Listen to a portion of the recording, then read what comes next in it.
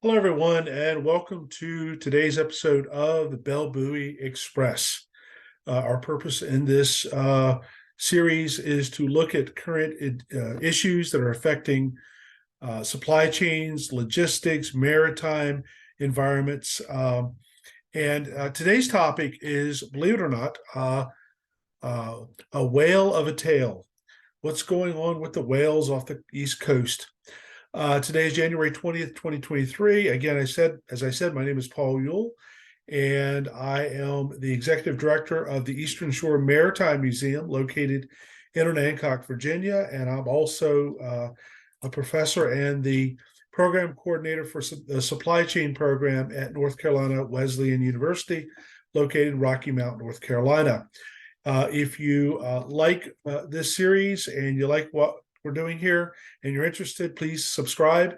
Again, these are really whatever is the hot topic is. They'll vary. They're not consistent in terms of when I offer them. It's just as things pop up. So as I said, today's topic is whale of a tale. Now, if you watched the news lately, you've been following the number of whales, primarily humpback whales, that have been washing up on the East Coast. And there's been a sort of a back and forth in terms of what's causing these whale deaths. I mean, let's be honest, everyone loves whales.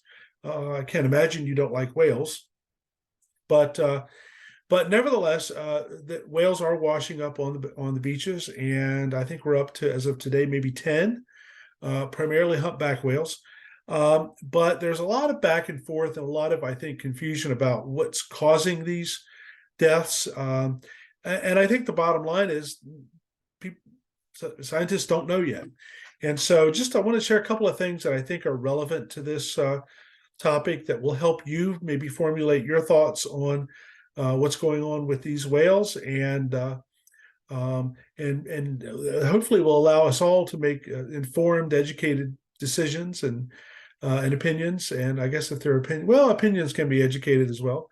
And not just jump to conclusions about things. So I'm going to share my screen with you here real quick. Let me get to here.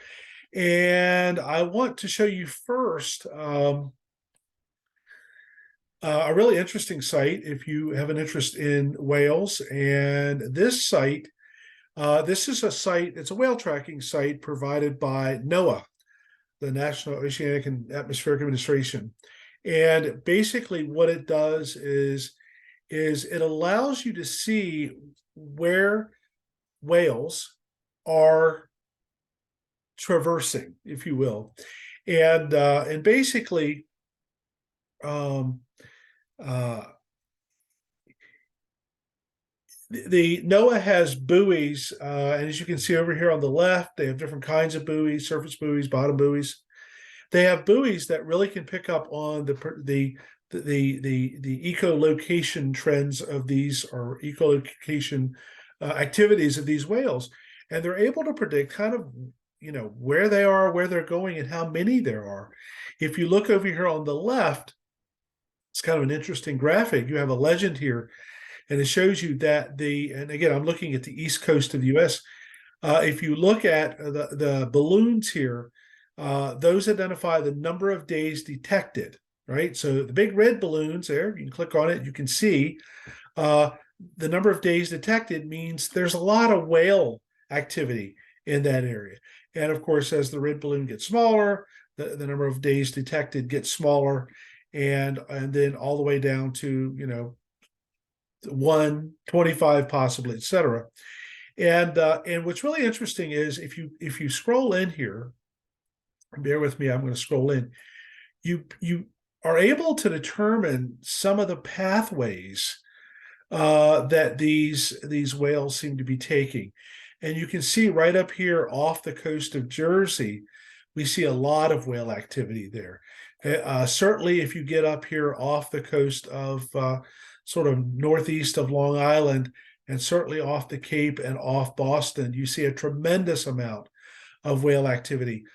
And I guess the point of all this is this site, certainly look here in the Gulf of Maine, a lot of whale activity. But this site really helps you kind of see just how many whales travel up and down the east coast of the United States.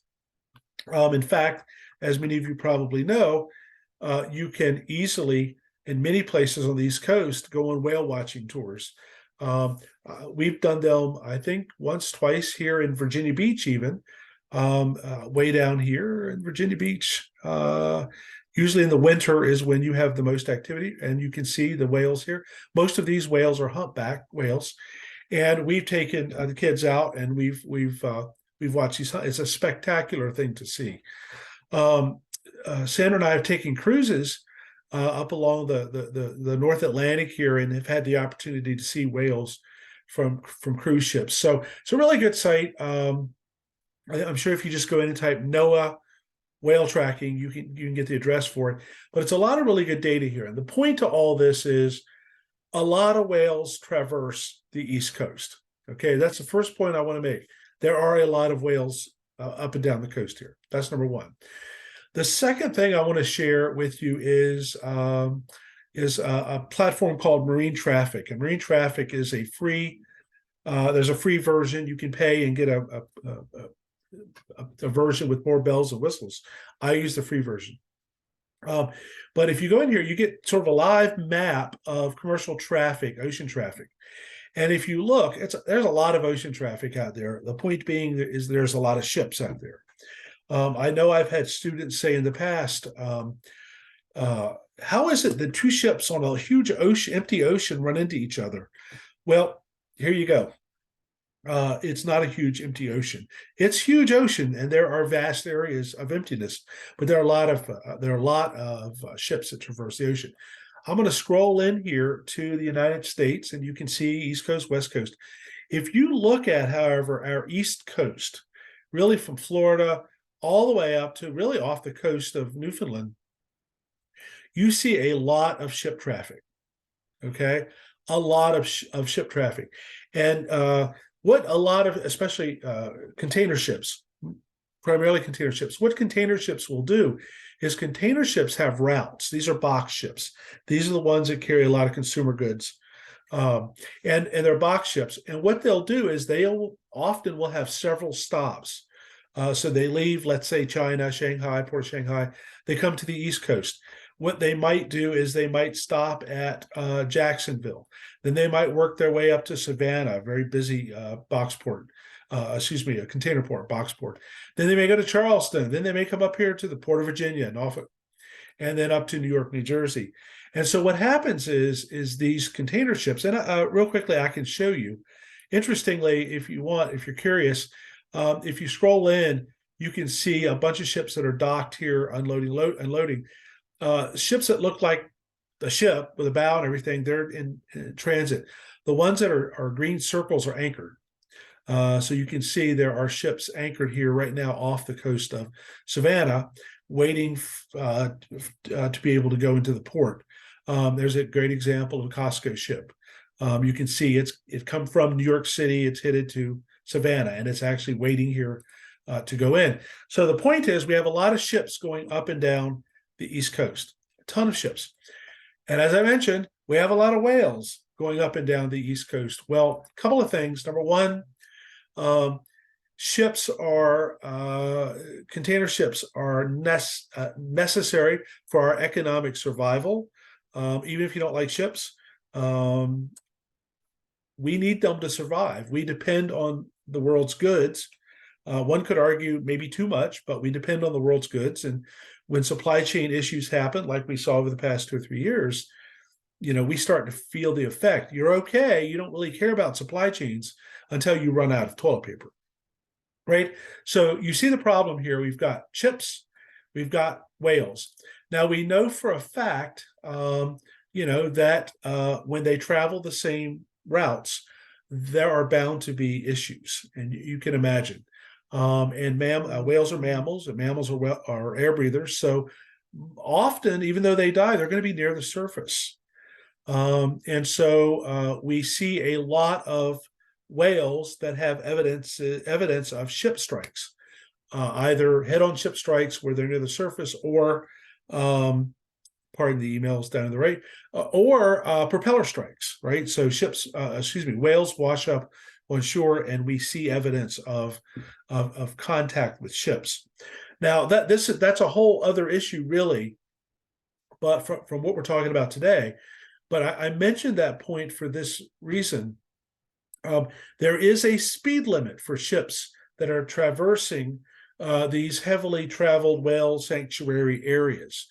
And one of the things that we do know is that these ships often exceed the speed limit, and there are no state troopers out there in the ocean checking the speed of these ships. They blatantly speed. They know they speed. Everybody else knows they speed. The purpose of the speed limit is to try to slow ships down so whales will have time to get out of the way, but often whales don't. Ships don't do that. So you've got a lot of ships and a lot of whales and a lot of ships going too fast. Interestingly, I read an article recently by I won't mention who it is, but an academic from a school located here in Hampton Roads, and he was talking about how yes, the ships go too fast. Yes, they strike whales, and there is a mortality effect. But no, there's nothing we can do about it because our economy depends on these ships, and in logistics, time is everything. Well, and certainly on time is everything. Well, I teach logistics too, and yeah, goods are time critical. I get that. We need inventory. We need it just in time. You've heard all about just in time inventory, I assume, but we need our inventory. But yeah, I think there is something we can do about it. I think we can at least try and monitor ships. I mean, I think with Marine Traffic and Vessel Finder and some of these other sites, you don't have to be out there with a radar gun to tell how fast these ships are going. You can probably look at them. Certainly with satellite, you can see how fast they're traveling. So I think I would hope the vast majority of Americans would be willing to, maybe delay a little bit to save some of these whales. But nevertheless, there are whales, there are ships, there are whale strikes. We know that. It's not getting any better because, as we see, I've got a story here. This is on FreightWaves. If you go to freightwaves.com, lots of good information here. But the story that I pulled up here on FreightWaves says Port of Virginia sees record volumes in 2022. Well, if you go to FreightWaves, you'll see it'll also say the Port of Savannah has experienced record volumes in 2022, and the Port of Charleston has experienced record volumes in 2022. And as a lot of shippers have diverted box traffic, container traffic from the West Coast, Port of LA, Long Beach, primarily to the East Coast, we've seen this year the number of ships coming in and the number of boxes handled in East Coast ports going up. So again, we already had a lot of ships. Now we have even more ships. So what are we seeing now? Well, we're seeing a lot of dead whales. This is from delmarvanow.com, and this is off Assateague, the Maryland end of Assateague. Some of you know I live on the eastern shore of Virginia. I live in Virginia Beach, but I live on the eastern shore of Virginia as well. And this is right on the eastern side of the Delmarva Peninsula, and yet another dead whale. Bottom line is we are up to about 10 dead whales, primarily humpback whales, at this time, and I suspect the number is going to grow. Now, necropsies are being performed by the authorities to try and determine why this is happening, and it is my belief that they will make a determination. Now, what they're not seeing is, from my understanding, is they're not seeing any evidence of ship strikes, propeller, etc. So they're not thinking that's the cause. So could it be disease? Could it be, XYZ? Could it be they traveled through the Bermuda Triangle? I don't know. But the anti-offshore wind folks, and there are a significant number, many of whom are in the commercial fishing industry, are blaming these whale losses on offshore wind farms, offshore wind farm exploration. And the idea is that if the offshore wind farm already exists, that the electromagnetic waves given off by the underground cables is disorienting or somehow damaging the sonar systems of the whales. That's one. And then also the one I've heard lately is they're saying that just by the sonar systems that the ships are using as they map out and explore for windshore farm creation, that's causing the effect. There are a lot of people who are very opposed to offshore wind farms, not just because of birds, but because of whales and so forth. And that is a theory. I have seen no evidence at this point that it's true. I'm hoping that these necropsies will provide some information, and I'm hoping that a little bit more research will be done. But I've seen no evidence no scientific evidence that directly relates offshore wind exploration or offshore wind farms to these whale deaths. Now, I say that I want to point out one more real quick thing. We as human beings, we tend to look at the media and we believe the first thing we see.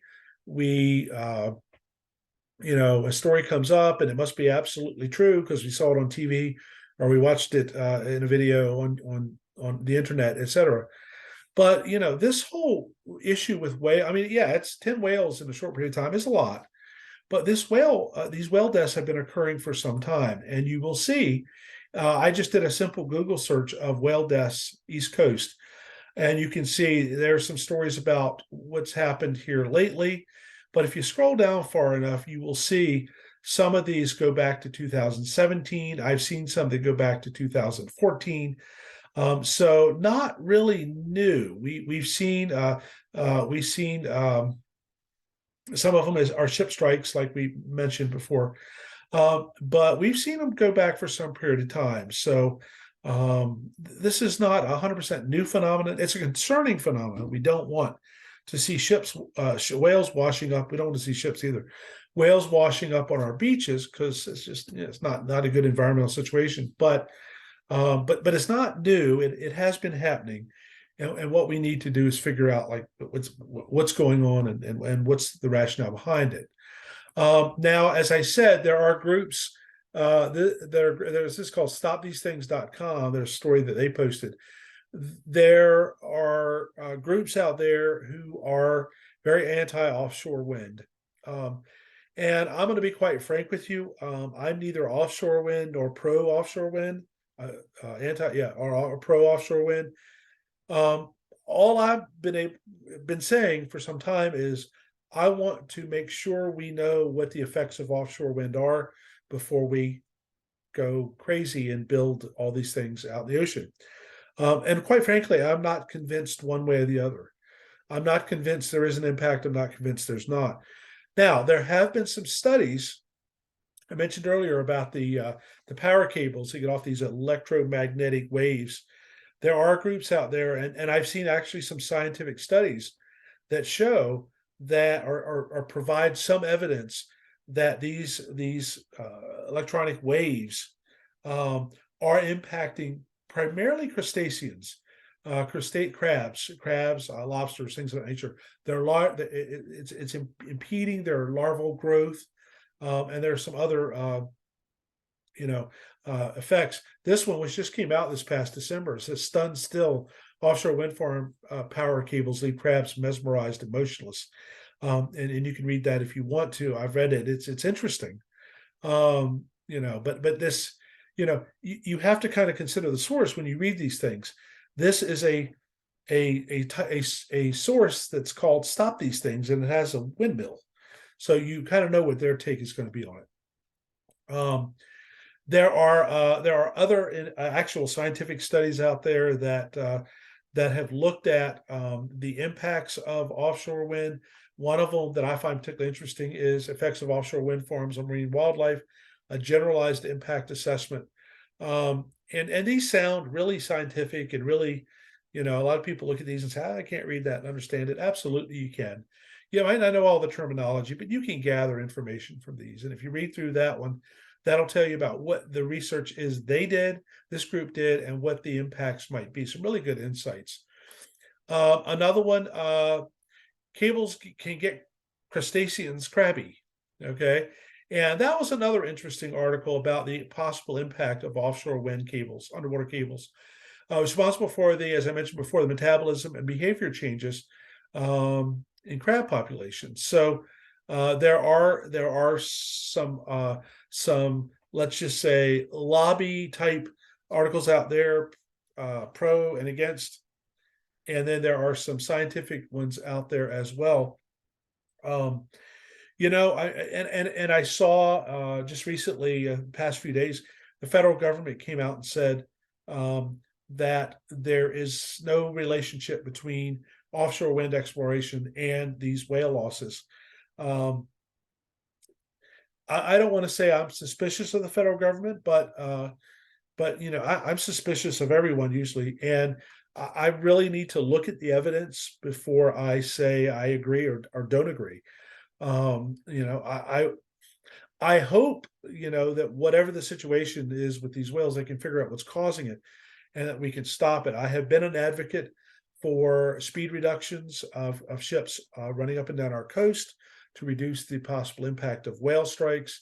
I do know that CMA CGM, the third largest shipper now in the world, based out of Marseille, France, recently deployed a couple of buoys, offshore buoys, one off the coast of Virginia, and I think one off the coast of New York. I can't remember, but I think, and their intention there is to try and help reduce ship strikes, their ships hitting these whales.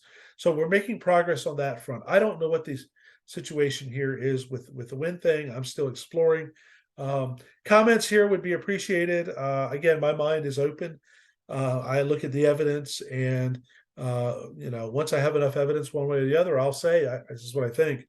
But right now, it's to me, it's just too nebulous. It's too difficult to try to absolutely hit the nail on the head in terms of what's causing the deaths. I look forward to reading the results of the necropsy reports and see what they say. But until then, really have no answer for this one. But it's certainly, as I said, a whale of a tale. Again, if you like this video, there's a lot of, there are going to be a lot more of these videos, different subjects, sometimes history, maritime, could be trucking phenomena. It could be all kinds of cool supply chain logistics, maritime-y things. Please like, subscribe, and again, I'm leaving the YouTube version anyway open for comments. I would appreciate your comments. I'd like to know what your thoughts are, and that's all I have today. So thank you for watching the Bell Buoy Express. Until next time.